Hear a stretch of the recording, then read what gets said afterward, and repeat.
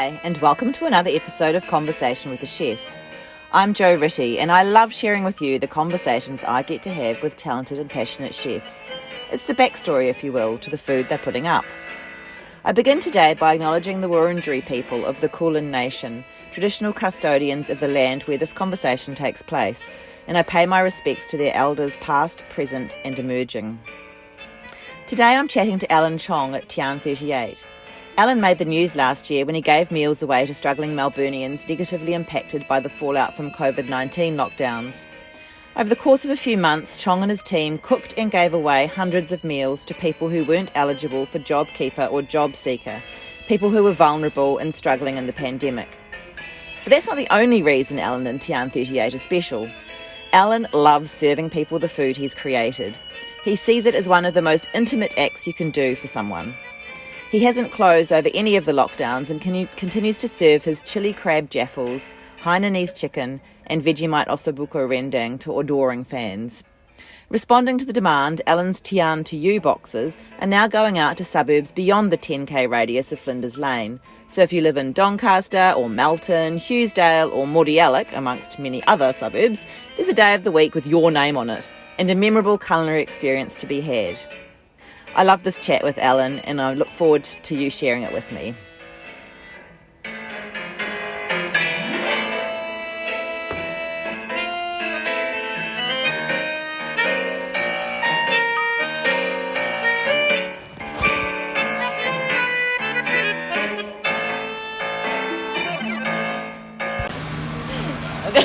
Nice to meet you. It's a pleasure. I know, I love elbows.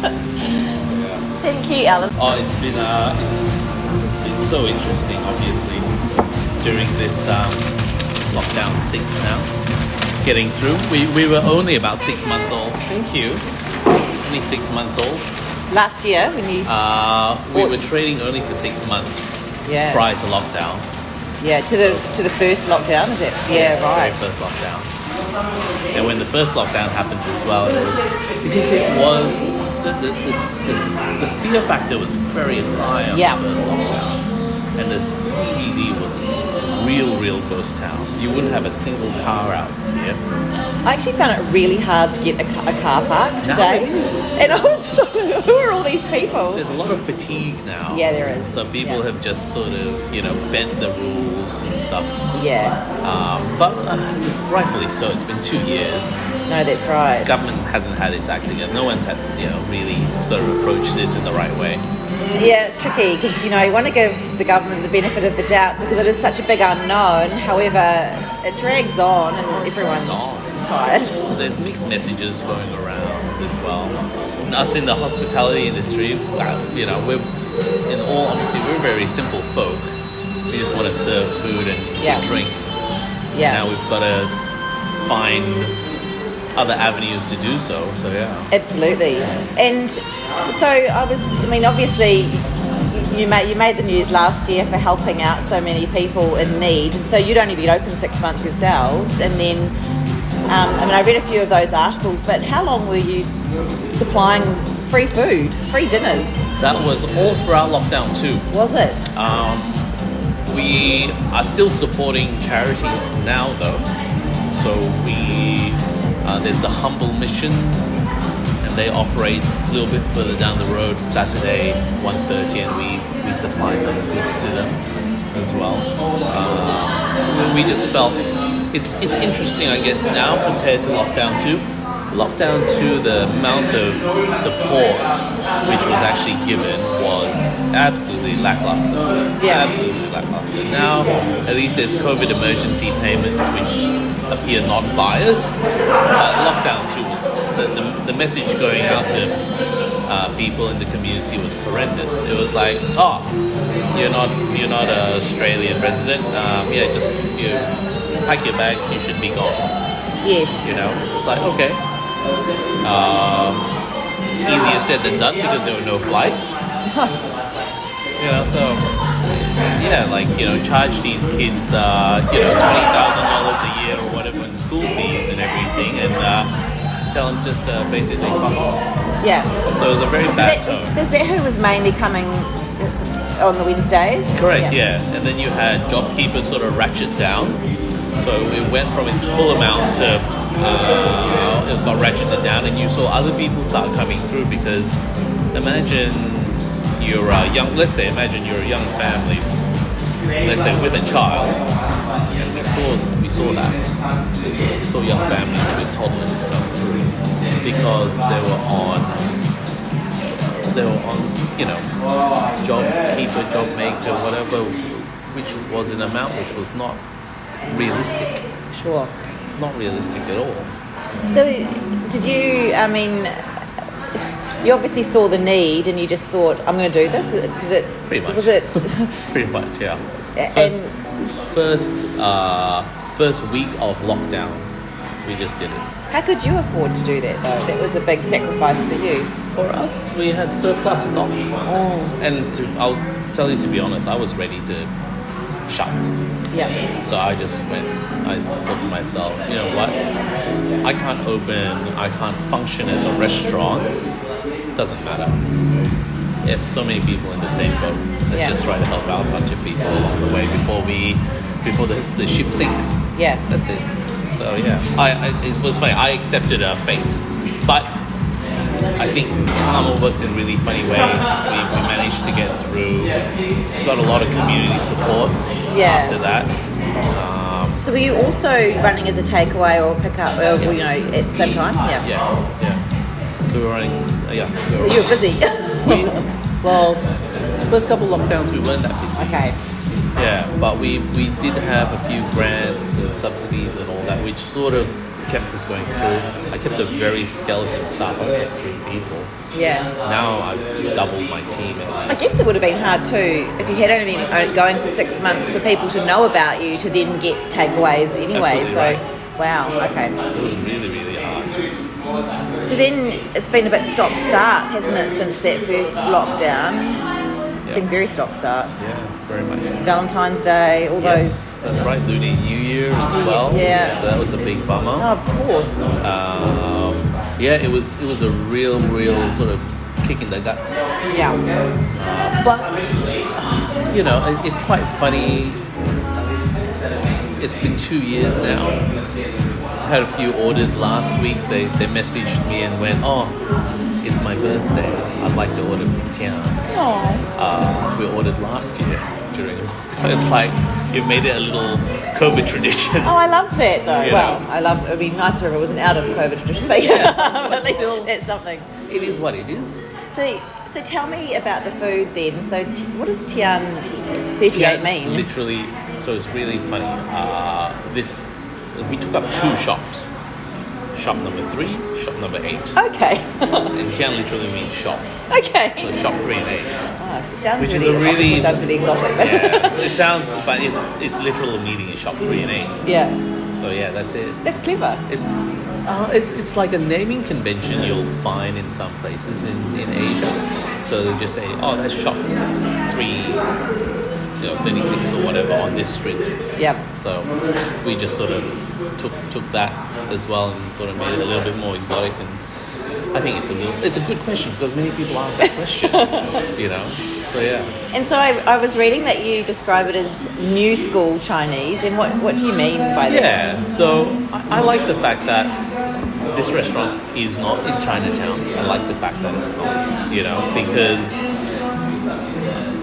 Melbourne's such a diverse city, and there's so much element in it that I go, hey, let's if you ask yourself, what's Australian cuisine? It's like, well, Australia's a wonderful melting pot of a whole lot of cultures.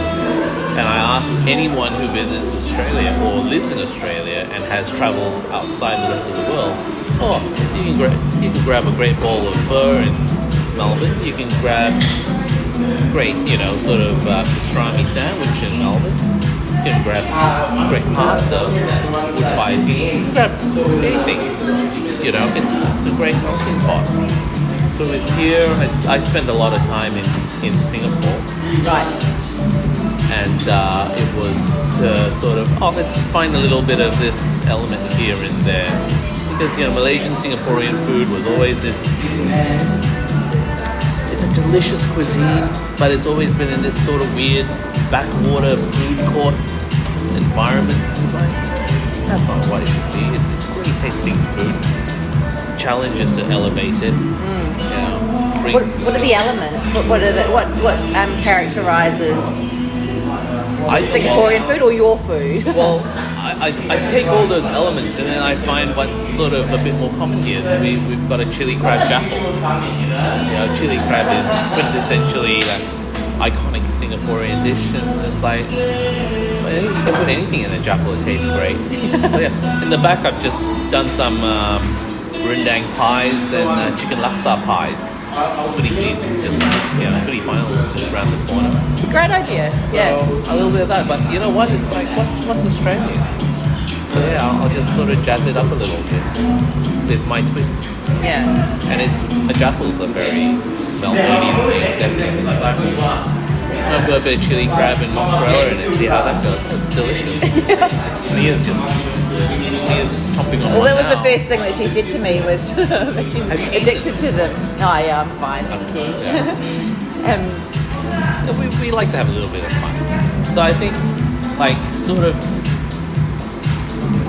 in the heart of it all, it's an Australian restaurant, but with heavy Chinese Singaporean influences. Okay. Yeah. That's it. We're on Flinders Lane in Melbourne. Technically, this is an Australian restaurant because we're in Australia. Australia is where I've lived for the past most of my life, 34 years. Yeah. So you were little. Were you born in Dubai? I was born in Brunei. On Brunei, sorry. That's right. I came here when I was 6. Yeah. So Do you remember being little in Brunei? I still do. Yeah. Funnily enough, I still do. I still have memories there. I would regularly go back to visit family, some relatives there. So regular sort of trip once or twice a year. And then I spent some of my career in Singapore. Yeah. So yeah, it was. Did you train here and then go to Singapore, or train in Singapore? I think I'm still training, to be honest. You always are. Yeah. The culinary scene is so big. Yeah. You're always training. So yeah. Actually, I learned that from this amazing sushi chef I came across as well. He's an elderly gentleman. He was serving us his omakase. And my friend who was with me as well was like, asked the questions like, how long did it take for you to train to get to this level? And in typical Japanese style as well, he would say he's still training. Yeah. I think he was a 58-year-old gentleman. Yeah. Still training. I think that really struck me. Yeah. So yeah. But for you, when you started down the road, what made you want to be a chef?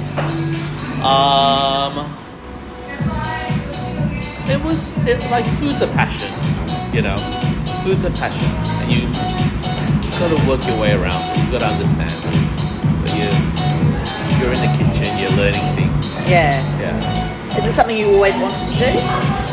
I think it's something which was, at a stage in time, I was a banker before. Were you? I was banking finance. So Okay. that was a 10-year career. Hospitality to date has been a 10-year career. Yes.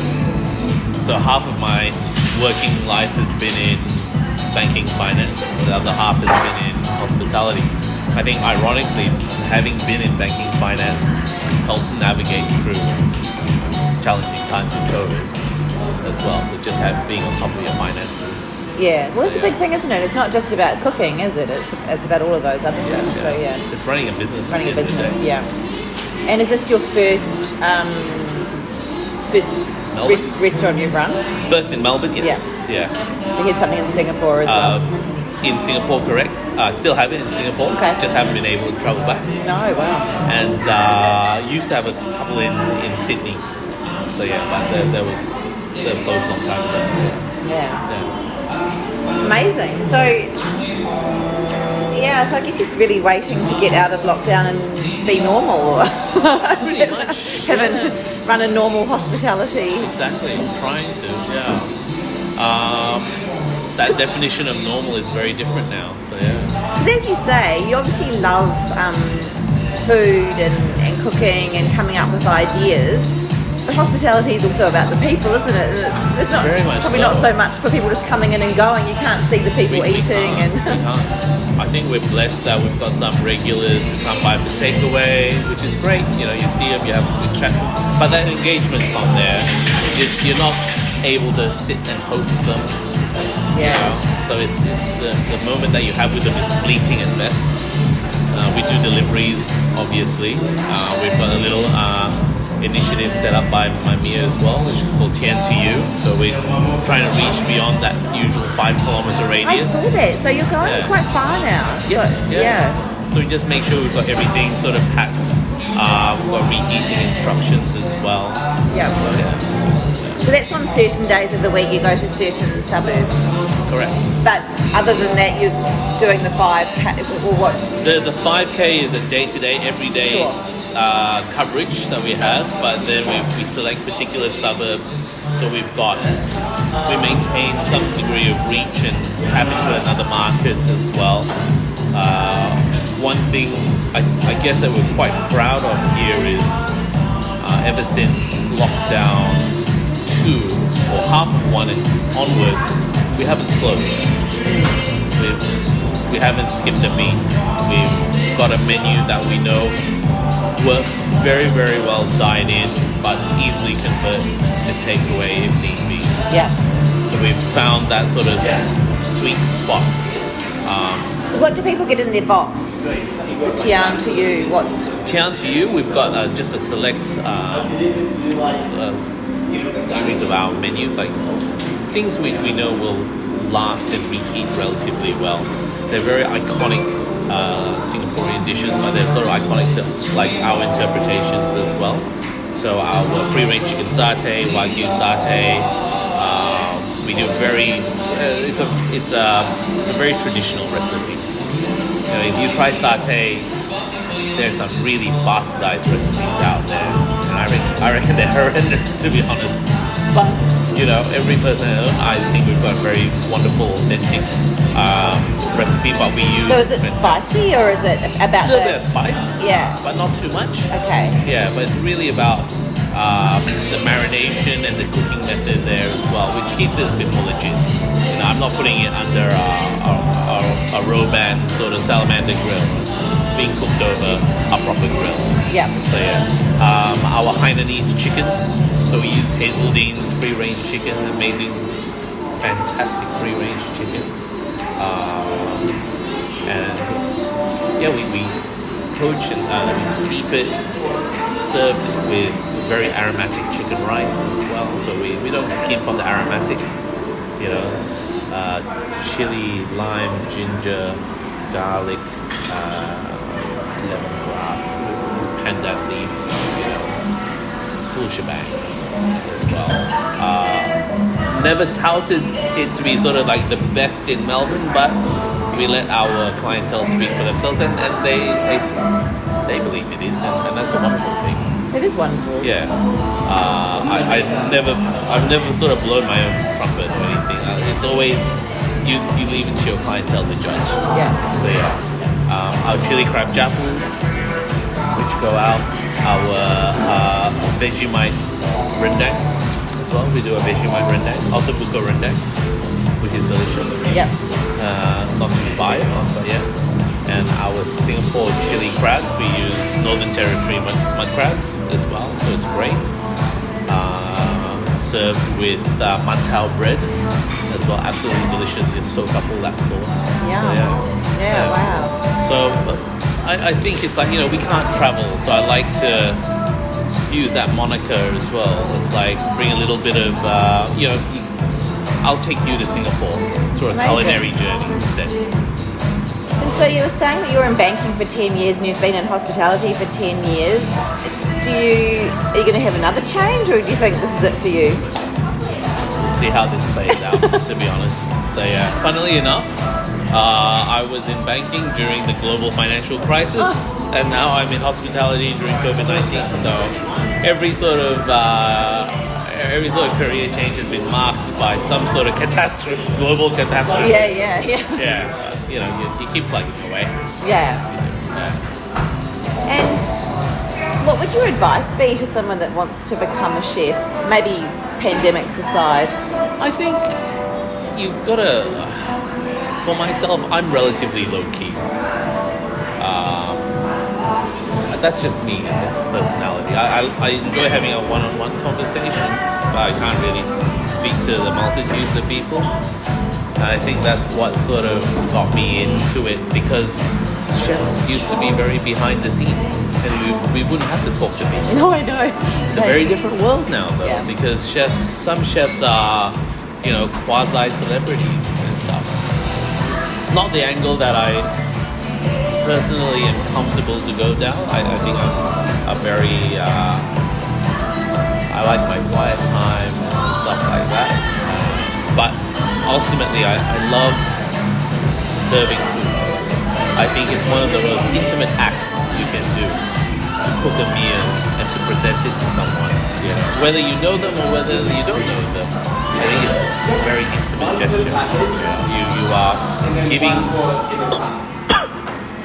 another person something that you've spent God knows how long crafting, and it's a fleeting moment as well, because it's consumed.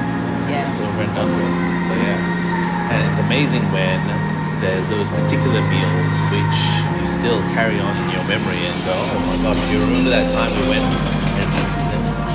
That moment was fleeting, but that memory lingers, and you crave for that taste again.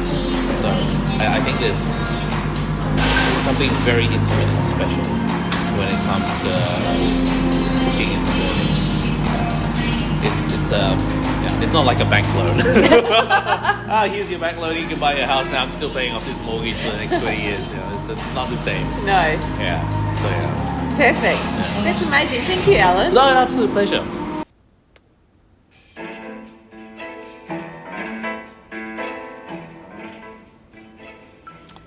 Thank you so much for listening to this episode of Conversation with the Chef with Alan and Chong.